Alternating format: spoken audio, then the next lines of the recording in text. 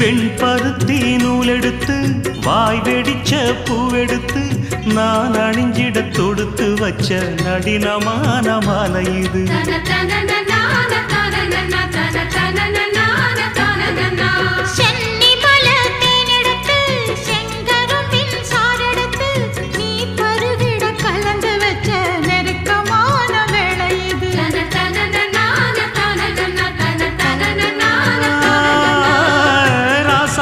உடம்பிருக்கும் ரவிக்க துணி நானாக அன்னாடம் சூடி கொள்ள ஆசை வச்சாகாதா.